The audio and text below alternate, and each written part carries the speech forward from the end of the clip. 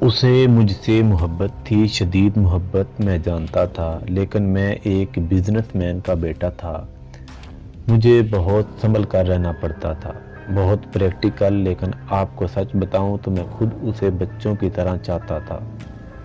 مجھے وہ بہت پیاری اور معصوم لگتی تھی، جیسے کوئی حور۔ وہ تھی ہی اتنی خوبصورت کہ ماما نے میرے کہنے سے پہلے ہی اسے میرے لیے پسند کر لیا تھا، اور اس میں کوئی دقت بھی پیش نہیں آئی کیونکہ وہ میری اکلوتی خالہ جان کی اکلوتی بیٹی تھی۔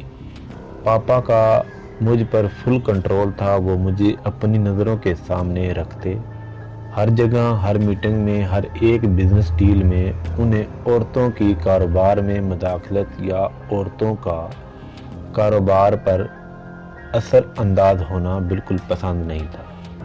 بس حالات کچھ ایسے ہوئے کہ نانو کی طبیعت بہت زیادہ خراب ہو گئی، یہاں تک کہ ایک دن ڈاکٹرز نے انہیں جواب دے دیا، لیکن ان کی زبان پر ایک ہی بات تھی کہ میرے جیتے جی فاخر اور کمل کی شادی کرو۔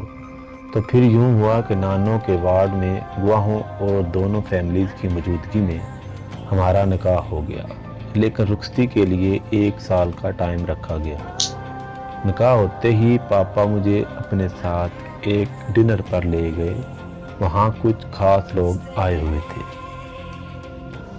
تبھی اچانک پاپا میرے بالکل قریب آئے اور مجھ سے کہا، حور کے چکر میں پاپا اور پاپا کے بزنس سے دور نہ ہو جانا، اور ہنستے ہوئے آگے کی طرف چل دیے۔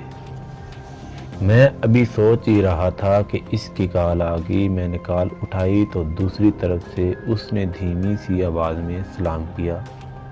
میں نے جواب دیا۔ اس نے پوچھا، مصروف تو نہیں تھے؟ میں کچھ کہتا اس سے پہلے ہی پاپا نے مجھے جلدی سے اپنی طرف آنے کا اشارہ کیا۔ وہ اپنے پرانے دوست کرنل جنید کے ساتھ کھڑے تھے۔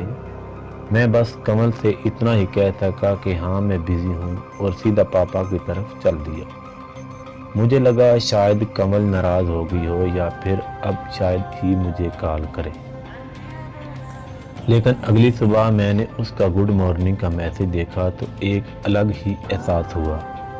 میں نے اسے کال کی، اس نے ایسے پک کی جیسے بس میرے ہی انتظار میں ہو۔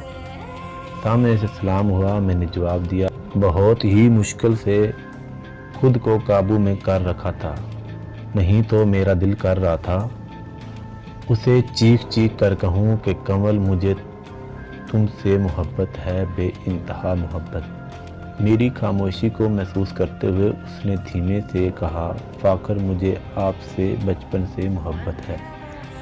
بس اس سے اتنا ہی کہا گیا، اور پھر جیسے وہ میرے جواب کا انتظار کرنے لگی۔ میں کسی اور ہی دنیا میں گم ہو گیا تھا کہ اس نے میرا نام لیا۔ فاخر کیا ہوا؟ کیا میں آپ کو پسند نہیں؟ میں نے کہا، ہاں تم اچھی ہو، ہم ساتھ خوش رہیں گے۔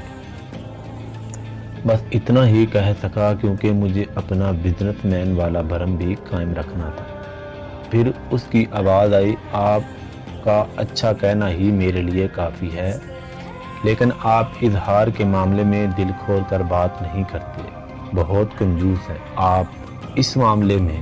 یہ کہتے ہوئے وہ ہلکے سے ہلکے ہنس رہی تھی، اور پھر اس نے کال کاٹ دی۔ پھر تقریباً 1 ہفتہ ہماری بات نہیں ہو سکی، بہت مصروف تھا اور دوسرے شہر میں رکا ہوا تھا۔ اور پھر نانو کے دنیا سے چلے جانے کی خبر آ گئی۔ ان کے جانے کے بعد سب بہت اداس ہو گئے تھے، اور پھر میں بھی کچھ دن کے لیے ایک اور شہر چلا آیا۔ کچھ کام تھے، کچھ دل اداس تھا نانو کے لیے۔ ایک دن خالہ جان کی کال آئی۔ سلام دعا کے بعد انہوں نے کہا، تمہاری زوجہ ضد کر رہی ہیں کہ وہ ایک جگہ پر درس قرآن اور اسلامی بنیادی اور ضروری مسائل سیکھنا چاہتی ہیں، اور وہ جگہ ہمارے گھر سے ذرا دور ہے۔ اب اگر تم اجازت دو تو میں کمل کو اجازت دوں۔ مجھے سن کر بہت خوشی ہوئی کہ میں وہ شخص جس کو جمعہ بھی کبھی کبھی نصیب ہوتا تھا، اس کی بیوی کا مذہب کی طرف رجحان ہونا خوش آئندہ بات تھی۔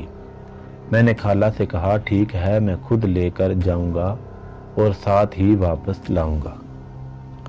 پھر 2-4 دن بعد جب میں گھر آیا تو اس نے میسج کیا کہ کل صبح 8 بجے کلاس ہے 1 گھنٹے کی۔ میرے لیے یہ کافی مشکل تھا کیونکہ یہ میرا آفس ٹائم بھی تھا، لیکن میں نے اسے کہا ٹھیک ہے تم تیار رہنا، اور اگلی صبح میں اس کا گھر کے باہر انتظار کر رہا تھا۔ ہمارے یہ دونوں گھر ایک ساتھ ہی تھے کیونکہ میری خالہ میرے چچا کی زوجہ تھی اور چچا بہت جلدی ہی اس دنیا سے چلے گئے تھے۔ وہ گھر سے نکلی تو مجھے حیرت کا جھٹکا لگا۔ اس نے بایا لیا ہوا تھا، سلام کر کے وہ بیٹھ گئی۔ میں نے ڈرائیونگ شروع کی اور اس دوران اس سے ہنستے ہوئے کہا کہ مجھ سے بھی پردہ۔ اس نے نقاب ہٹایا اور میری طرف مسکرا کر کہا آپ سے نہیں، آپ کے لیے دوسروں سے پردہ۔ وہ لمحہ کیا تھا میں بس محسوس کرتا گیا۔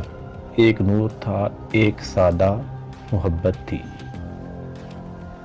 وہ ایک بڑا سا بنگلہ تھا، وہاں ایک بزرگ خاتون تھی جو درس دیتی تھی اور کافی چیزیں سکھاتی بھی تھی۔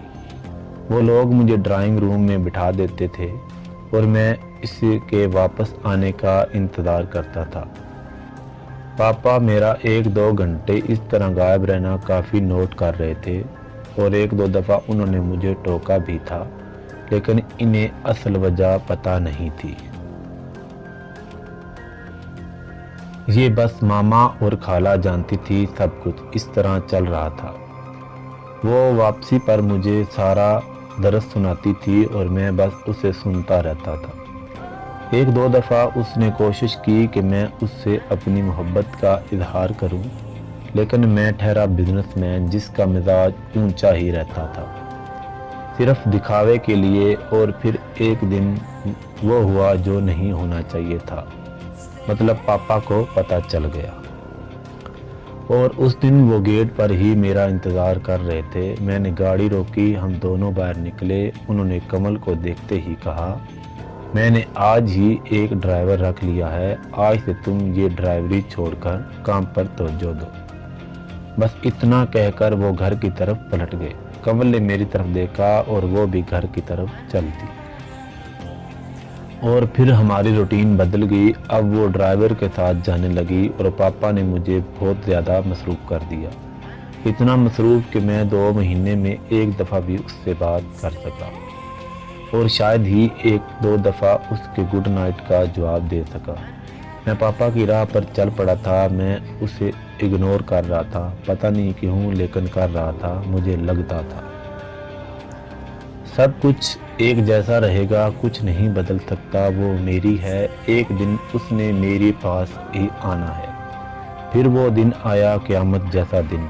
مجھے بس اتنا یاد ہے کہ پاپا نے کہا اس کی گاڑی کا ایکسیڈنٹ ہو گیا ہے، ڈرائیور موقع پر ہی جان کی بازی ہار گیا ہے اور اس کی حالت بہت نازک ہے۔ میں ہاسپٹل کیسے پہنچا مجھے کچھ پتہ نہیں۔ میری آنکھوں سے آنسو گر رہے تھے، میں بچوں کی طرح رونے لگا۔ اتنے میں ڈاکٹر کی آواز آئی فاخر کون ہے؟ جلدی سے اندر آئیں، مریض کے پاس زیادہ ٹائم نہیں ہے۔ بس میں سنتے ہی اندر کی طرف بھاگا۔ سامنے دیکھا تو میری کمل ایک مرجھایا ہوا کمل کا پھول لگ رہی تھی۔ میں اس کے پاس پہنچا تو دھیرے دھیرے میرے نام لے رہی تھی۔ میں نے روتے ہوئے کہ کمل میں نے تمہاری قدر نہیں کی، میں نے تمہیں کھو دیا، تمہارے بعد میں بھی مر جاؤں گا۔ تو اس نے میری طرف دیکھتے ہوئے اٹکتی سانسوں میں کہا تمہیں یاد ہے ایک دفعہ میں نے درس سناتے ہوئے بتایا تھا کہ جنت میں صرف شوہر اور بیوی کا رشتہ ہی باقی رہے گا اور بیوی جنت کی حوروں کی سردار ان سب سے حسین ہوگی۔ میں نے اشک بار آنکھوں سے سر ہلاتے ہوئے کہا ہاں مجھے یاد ہے۔ تو اس نے کہا تم نے اس دفعہ مجھے کھو دیا تو تم افسوس مت کرنا، میں تمہیں پھر ملوں گی۔ کلمہ کی آواز کے تحت اس کی روح پرواز کر گئی۔ میں فاخر علی آج اس کی قبر کے سرہانے بیٹھا ہوا ہوں اور میری زبان پر ایک ہی جملہ ہے تم مجھے پھر ملو گی۔ پھر خود سے پوچھتا ہوں کیا تم مجھے پھر ملو گی؟ اور پھر خود ہی جواب دیتا ہوں، ہاں مجھے تم پھر بھی